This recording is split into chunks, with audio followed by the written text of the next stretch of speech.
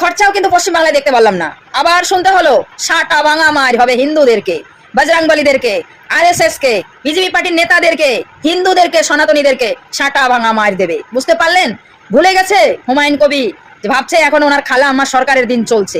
উনি ভুলে গেছিল যে দিন পরিবর্তন হয়েছে, রাজ্য পরিবর্তন হয়েছে। আজকে ওনার বাড়িতে পুলিশ গেছে, উনি দরজা খোলেনি, উনি ফোন দিয়ে আসছে তো কি করে এখান থেকে বেরিয়ে আসা যায় আর কি করে আবার হিন্দুদেরকে ভাগীরথীতে ভাসিয়ে দেওয়া যায়, সব প্ল্যান ট্যান করছে। তো বলছি আমি পশ্চিমবঙ্গ মুখ্যমন্ত্রীকে, হে মুখ্যমন্ত্রী, মামলা আছে যে দুটো চারটা আপনি চাইলে খরচাই করতে পারেন। খরচাটা কবে হবে? আপনার থেকে খালি শুনলামই যে সকালে জমা বিকেলে খরচ। কিছু লোক আছে তারা যথেষ্ট অপরাধ করেছে খরচা খাতায় যাওয়ার জন্য, কিন্তু এটা কি শুধু আপনার মুখেরই কথা ছিল না আদেও এটা কোনোদিনও হবে? পশ্চিমবঙ্গবাসী কোনোদিনও দেখবে ও ভারতবাসী কোনোদিনও দেখতে পারবে? শুধু ওই মুখে বললে হবে না, একটা দুটো খরচা করুন, তাহলে আপনার ওই কষ্ট করে মিডিয়ার সামনে এসে চিৎকার করে বলতে হবে না যে সরকার পাল্টেছে কাউকে ছাড়বো না।